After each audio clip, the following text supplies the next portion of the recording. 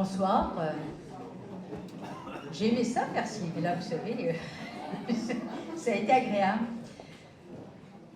Fondée en 1917, n'est-ce pas, comme chacun sait, l'Action française, puis canadienne-française, puis nationale, avait déjà fait, bien sûr, l'objet de plusieurs travaux approfondis. Mais presque toutes les études se terminent au moment des États généraux du Canada français en 1967, jusqu'à 1969. Or, dans la foulée de cet événement majeur auquel la revue a été si étroitement associée, l'Action nationale a pris parti. Et après y avoir longtemps pensé, quand même, une dizaine d'années, elle s'est dit qu'un avenir favorable pour la nation québécoise, ça passe par la conquête d'un État souverain. Et c'est ce tournant qui marque le point de départ de l'ouvrage. Autrement dit, ce n'est pas une histoire de l'Action nationale depuis 100 ans ou 102 ans maintenant, c'est vraiment les 50 dernières années. L'Action nationale, évidemment, nous la lisons tous, c'est une revue d'idées, mais qu'est-ce que c'est une revue d'idées? Évidemment, la revue s'est posé la question. Et elle y a répondu de la manière suivante: concevoir le travail de la pensée comme une véritable action, un engagement dans les luttes que mène le Québec pour exister, pour s'épanouir, pour s'émanciper. Ça veut dire être une agora qui déborde l'université, pour s'ouvrir largement sur l'espace public et l'espace politique. La revue rassemble des auteurs, des lecteurs, des décideurs, des amis, nous, en somme, que parfois tout différencie, évidemment, sauf l'ambition partagée de nourrir les idées et d'informer le débat, et le sentiment d'une responsabilité personnelle dans la défense de l'intérêt général du Québec et de son avenir national. Je vais illustrer cette définition que la revue a donnée de ce qu'est une revue intellectuelle par deux citations qui, je pense, expriment bien le projet intellectuel d'une part et d'autre part le projet politique de la revue. La première, elle est de François-Albert Anger en 1969. Elle définit le projet intellectuel que poursuit la revue depuis maintenant 102 ans. Il faut, écrit Anger, proposer, exposer, argumenter, convaincre. Tel est le propre de toute littérature d'action. Mais il faut aussi, pour fin de renouvellement, examiner, réfléchir, approfondir et s'interroger. La seconde citation est de Robert Laplante en 1914. Elle va direct au cœur de la cible. J'ai dit, les historiens, on est toujours un peu en retard, vous savez, hein?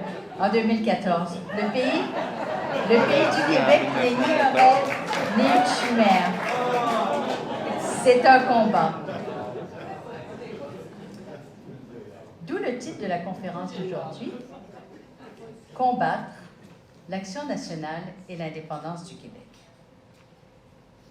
Combattre pour l'indépendance, mais combattre par une action intellectuelle, une réflexion toujours à poursuivre et à renouveler. Concrètement, entre 1967 et 2017, c'est quoi l'Action nationale? C'est 67 000 pages. Des éditoriaux, des analyses, des débats, des chroniques d'actualité, des propositions concrètes, et puis des articles sur les questions internationales, des extraits d'œuvres littéraires, des recensions d'essais, et enfin le tour du Québec des arts visuels. J'ai tout lu. Vraiment, j'ai tout lu, même les publicités, les pages de garde, les noms de tous les membres de la Ligue au fur et à mesure. Puis vous avez la chance de tout lire en 300 pages seulement, incluant les notes, qu'il y a un avertissement au début du chapitre des notes en disant que ce n'est pas nécessaire de les lire. Alors donc, ça vous fait quand même une petite synthèse. Évidemment, la question s'est posée, pourquoi me taper 67 000 pages de l'Action nationale? C'est quoi ma motivation pour écrire cette histoire? C'est quoi mon propre projet à travers tout ça? J'ai accepté la demande de Denis Monnière, de Robert, mais il fallait quand même s'y atteler. Alors, je pense que ma motivation, elle était double. D'une part, j'ai voulu comprendre comment une revue d'idées se rend jusqu'à 100 ans et plus. C'est pourquoi, d'un chapitre à l'autre, il y a toujours une section qui s'attache précisément à répondre à cette question-là. D'autre part, j'ai voulu profiter du fait que la revue est le lieu quand même le plus central où s'exprime la réflexion et l'action indépendantiste depuis 50 ans pour livrer la quintessence de cette réflexion et de cette action. J'ai voulu en quelque sorte présenter la revue elle-même et ses auteurs, leur manière de penser la question nationale, ce qu'ils ont fait concrètement pour la résoudre et comment ils ont dessiné les contours du pays à venir. Cela dit, un livre, c'est toujours une construction vraiment personnelle. Il y a une cohérence en soi dans la revue, c'est certain, mais dans l'effort pour dégager cette cohérence et pour la mettre en évidence d'une manière pédagogique, on pourrait dire, il y a aussi bien sûr une part de création. Comment arrive-t-on à devenir une revue centenaire? Comment arrive-t-on à devenir la plus ancienne revue d'idées québécoise et une des plus anciennes de la francophonie mondiale? Ça, je vous l'ai dit, c'est la première question à laquelle j'ai voulu répondre. Pour répondre, pour chacune des périodes qui scandent ce demi-siècle, j'ai voulu comprendre la revue en rapport avec son triple environnement. Celui des périodiques d'idées, celui des réseaux dans lesquels elle est inscrite et bien sûr l'actualité qui la nourrit. Le paysage des revues d'abord. De Relations Cité libre et québécoise debout jusqu'à Nouveaux projets et Nouveaux cahiers du socialisme, le rappel même rapide des positions d'une cinquantaine de titres qui passent ou restent en 5 décennies, de leur champ d'intérêt et de leurs défis, permet de mieux faire entendre la voix propre de l'Action nationale. C'est la seule revue qui, durant ces 50 années et plus, met systématiquement la question nationale au cœur de sa raison d'être. C'est intéressant de voir, par exemple, comment dans la seconde moitié des années 1960 meurent l'une après l'autre les revues qui sont plus de gauche, par exemple Parti pris, les revues qui sont plus de droite, par exemple La Nation, et comment l'Action nationale se trouve alors à fédérer les auteurs qui pensent la question nationale. Ou de constater, d'ailleurs avec une certaine surprise, que des revues qui étaient pourtant si enracinées dans l'ère du temps des années 1970, je pense à Maintenant, je pense aussi à Mainmise, je pense à La Vie en rose, qui sont des revues emblématiques, ben, elles sont quand même disparues très rapidement. C'est un peu difficile de voir qu'au sortir du référendum de 1980, un périodique comme Vice Versa refuse systématiquement tout projet de co-construction par convergence culturelle d'une culture québécoise qui intégrerait les apports de l'immigration. C'est aussi difficile de lire dans Cité libre cette pièce d'anthologie qu'est le texte de Stéphane Dion contre le projet indépendantiste de 1995. En gros, Dion dit que l'indépendance apporterait au Québec francophone un bien recherché, c'est-à-dire un statut majoritaire dans un nouveau pays.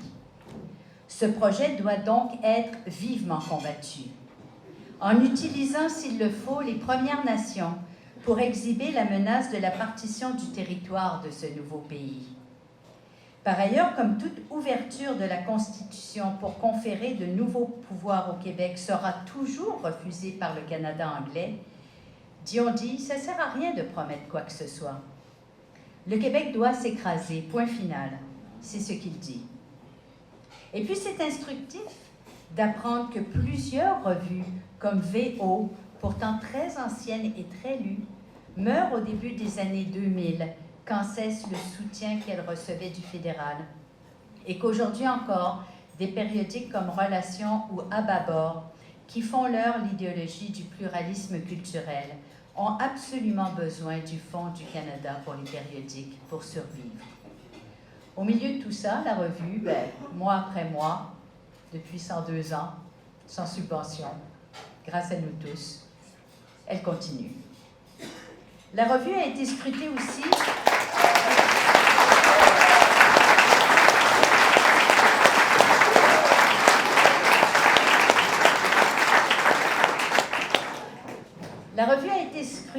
dans ses conditions matérielles d'existence. Son parti pris indépendantiste lui aliène peu à peu le plus grand nombre de ses annonceurs. Pour assurer à la fois sa pérennité et sa liberté éditoriale, la Fondation Esdras Mainville est mise sur pied par la Ligue d'Action nationale en 1969. Indispensable, l'appoint qu'en retire la revue ne la délivre néanmoins jamais des préoccupations d'argent. L'Action nationale est puissante quand l'idée d'indépendance est vigoureuse, elle est plus faible quand la nation est abattue. Des enquêtes ciblées dans une multitude de sources complémentaires à portée de quelques clics ont révélé qui sont ses collaborateurs et leur milieu. S'en dégage, comme je disais, un portrait des réseaux dans lesquels la revue est insérée au fil du temps. Ici, pour ne donner qu'un seul exemple, on ne peut pas passer sous silence la stratégie de Rosaire Morin dans les 7 années qui ont précédé le référendum de 1995. Il a sollicité un article d'absolument tous les présidents et présidentes, directeurs et directrices de tous les organismes qui existaient alors au Québec, des plus gros aux plus petits, des plus métropolitains aux plus régions éloignées, des syndicats agricoles aux chambres de commerce, des organisations culturelles aux groupes de femmes, tout. Et franchement, il les a obtenus. Durant la période 88-95, soit 8 ans, la revue publie le nombre de pages qu'elle publie habituellement en 13 ans.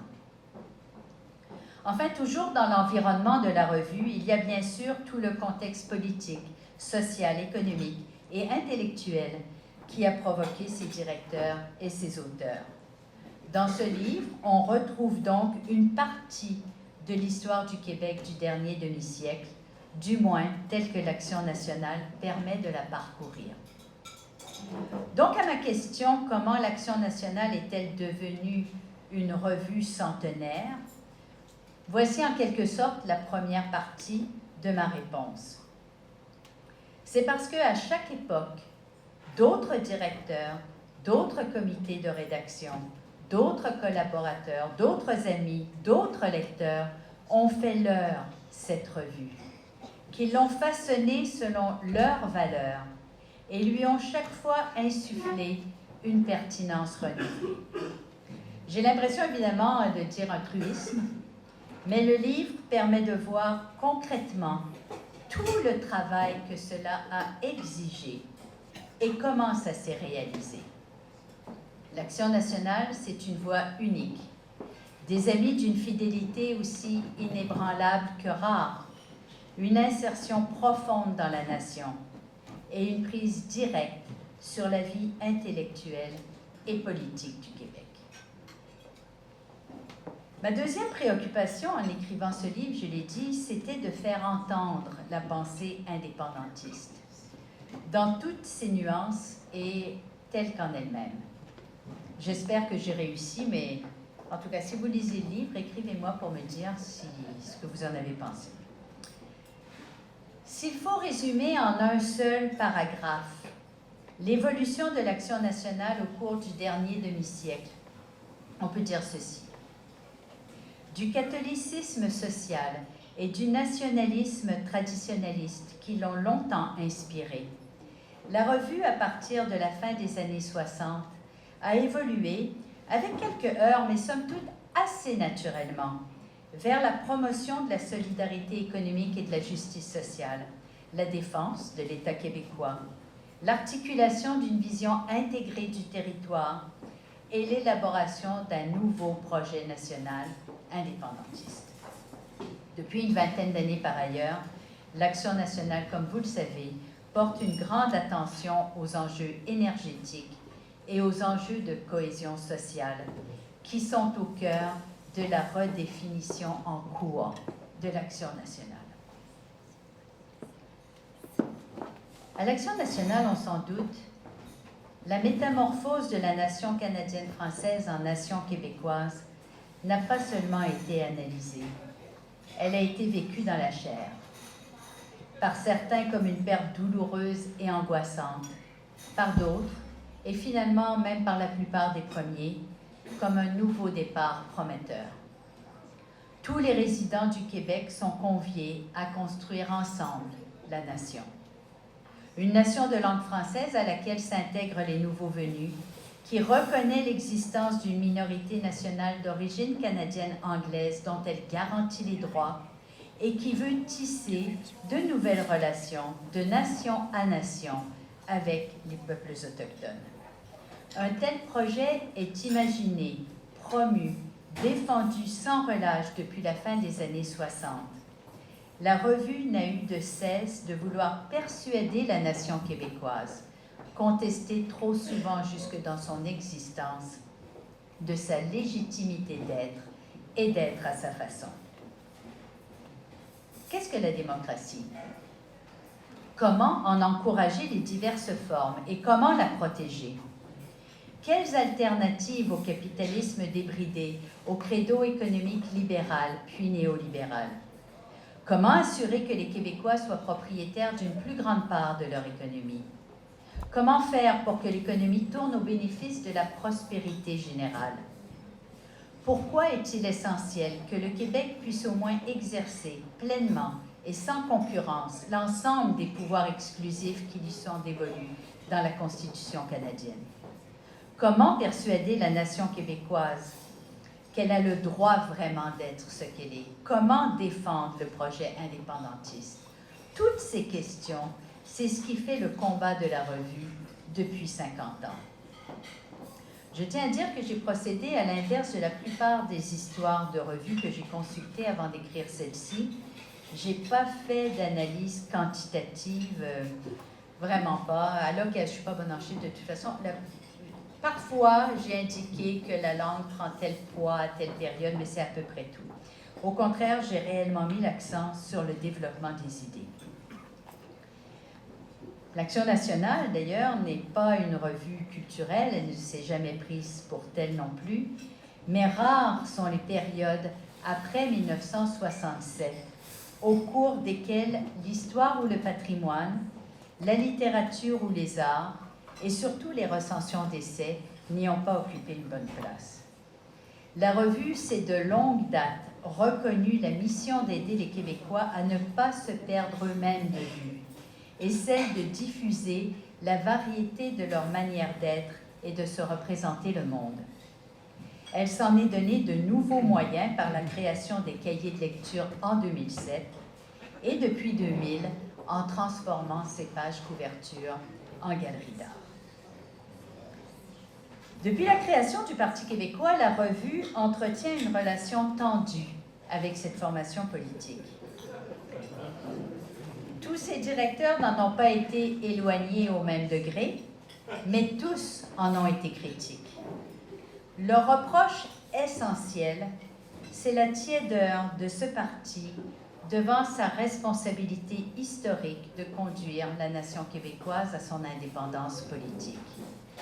La lecture de l'Action nationale ne manque pas d'ailleurs de laisser songeur sur les limites des stratégies déployées après 1995 par les forces indépendantistes. Il convient d'ailleurs de dire que l'Action nationale a ouvert ses pages à tous les courants indépendantistes qui ont voulu s'y exprimer. D'une époque à l'autre, les raisons historiques sont reformulées, actualisées, tandis que d'autres s'ajoutent. Ainsi, depuis 1995, l'Action nationale constate qu'entre multiculturalisme et nation post-nationale, entre pétrole, des sables bitumineux et gaz de schiste, le Canada prend un visage dans lequel les Québécois ne se reconnaissent pas et des tangentes qu'ils sont de plus en plus impuissants à infléchir. L'intégrité du territoire du Québec, la possibilité du projet québécois de vivre ensemble, la pérennité de la culture québécoise, la langue française comme langue commune, bref, l'existence du Québec comme nation. Tout réclame qu'advienne le pays Québec. C'est une telle analyse que l'Action nationale développe et diffuse dans les années récentes. Au total, pour compléter ma réponse sur les raisons qui expliquent l'exceptionnelle longévité de l'Action nationale, je propose tout simplement qu'elle est à chaque époque dans le même état d'esprit qu'une bonne partie du Québec français. C'est ce qu'expriment les titres des chapitres, en un seul mot chaque fois, pour bien marquer cette convergence entre la revue et le Québec. Les 50 dernières années dans ce livre se déroulent ainsi: rassemblement, confiance, désarroi, espoir, résilience, vigilance, résistance. Je suis certaine que vous avez reconnu la fin des années 60 dans Rassemblement, les années 70 dans Confiance, l'après-premier référendum dans Désarroi, et dans Espoir, vous avez reconnu les années précédant le second référendum. Résilience, juste après l'échec du oui en 1995, vigilance dans les années 2000 et résistance sous le régime libéral Charest-Couillard. Chacun lira ce livre et j'espère en tirera son miel. Si vous me permettez, j'aimerais partager avec vous un peu de ce que moi j'en ai tiré, ce que j'espère en retenir à long terme quand j'aurai tout oublié, on va dire. Allez fréquenter beaucoup entre les chapitres 1 et 5. J'ai développé une immense gratitude. Vraiment une grande gratitude pour François-Albert Anger, le jésuite Jean Genet et pour Rosaire Morin. Des hommes qui ne se ressemblaient pas tant que ça d'ailleurs, y compris sur le plan des idées, mais qui ont eu en commun de donner littéralement leur vie pour le Québec et pour la revue. La lucidité implacable d'Anger, la fidélité et le dévouement humble et joyeux de Genet, la capacité d'organisation sans pareil de Rosaire Morin et son aptitude, même dans le grand âge, à se scandaliser de l'injustice. Et cet enracinement profond chez tous trois dans le vieux Fonds canadien-français catholique, si solide, si dense, qu'il a été leur tremplin vers la redéfinition du nationalisme et de l'indépendantisme québécois. Du chapitre 1, je retiens toute la réflexion qui fait de plus en plus écho de nos jours sur les moyens de favoriser la démocratie de participation, on dirait aujourd'hui une citoyenneté active. Je retiens aussi la chance un peu perdue, à l'époque de la Révolution tranquille, de poser les ancrages, sans éclat certes, mais solides, grâce auxquels une plus grande part de l'économie québécoise aurait pu être mieux protégée, aujourd'hui, contre les convoitises canadiennes et étrangères. Au chapitre 2, c'est le ton de confiance oublié qui frappe. Et évidemment, cette bataille de la langue qui a été conduite pour être gagnée et qui nous a donné la loi 101. Par Anger et le vaste mouvement Québec français, l'Action nationale a été au cœur de ce combat. Le chapitre 3 est celui de l'après-premier référendum, la dislocation temporaire de tout un mouvement social qui y avait conduit, la violence du rapatriement de la Constitution par Ottawa, la crise économique qui décourage les jeunes et rend possible les premières avancées du néolibéralisme si nuisible à l'émancipation du Québec. La revue tire la patte, le ton s'y fait amer, jusqu'au moment où les attaques contre la loi 101 par les tribunaux fédéraux et par le gouvernement libéral de Robert Bourassa provoquent la réanimation du mouvement indépendantiste. La revue, encore là, participe à la fois du désarroi et de la renaissance. Le chapitre 4, évidemment, c'est le plus émouvant. Quel beau projet quand même, hein? Quel projet de vie! Quel projet de vie l'indépendance et quelle malhonnêteté chez les adversaires quand ils le dénaturent comme ils le font. Si vous n'avez qu'un chapitre à lire, lisez celui-là. Même si le contexte a radicalement changé depuis 1995, même si le combat pour l'indépendance sera à l'avenir incomparablement plus difficile qu'il a pu l'être jusqu'ici, cette époque-là, je l'espère du moins, diffuse encore assez d'énergie pour nous remettre en ordre de marche. La revue s'est alors engagée corps et âme.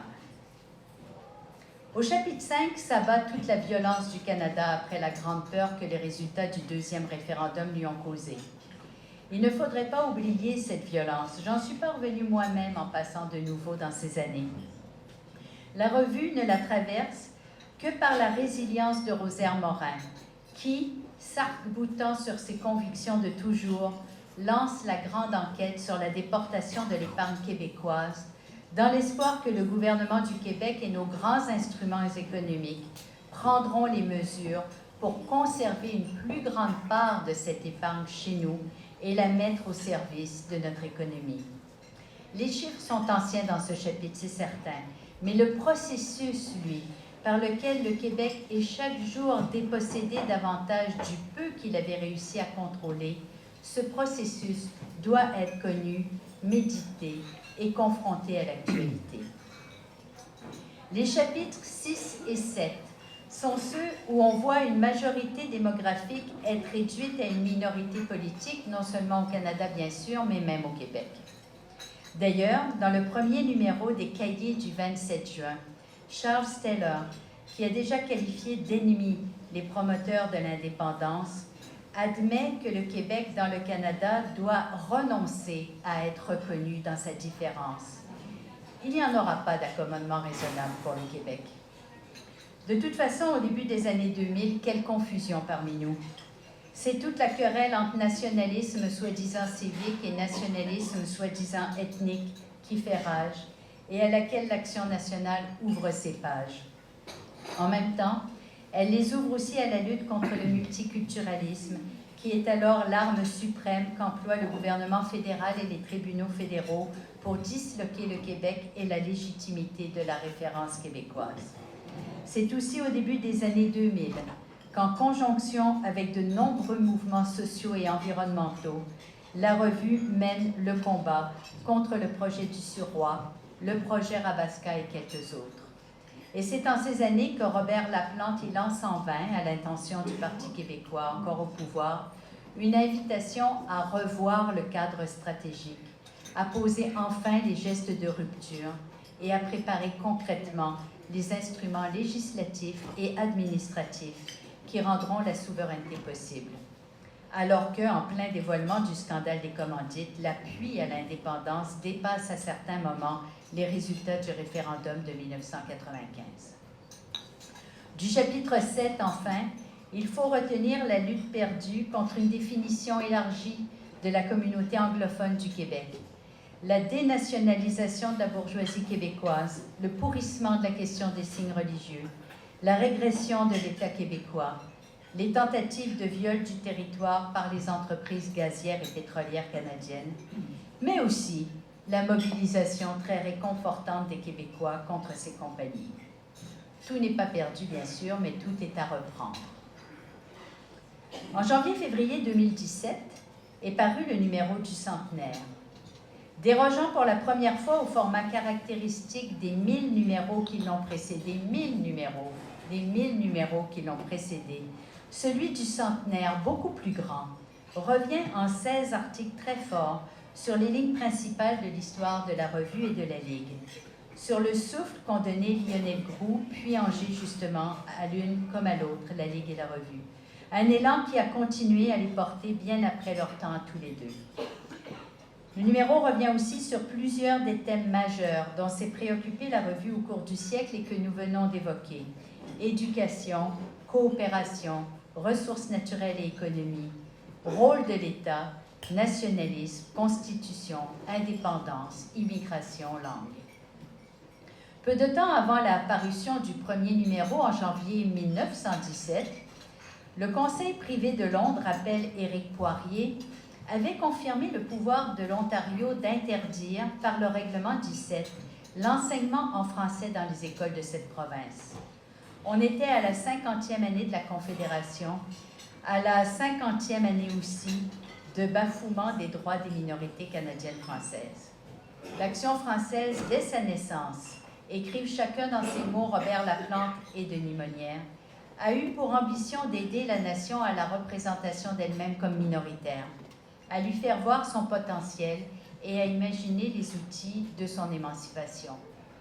En 2019, le Canada est toujours aussi hostile et la nation québécoise toujours plus minoritaire. Pendant un temps, un autre possible a été pensé, il a même été pratiquement atteint. Comme l'a dit Gaston Miron, tant que l'indépendance n'est pas faite, elle reste à faire. Alors l'action au travail, et nous tous, nous devons continuer d'être au travail. Merci beaucoup.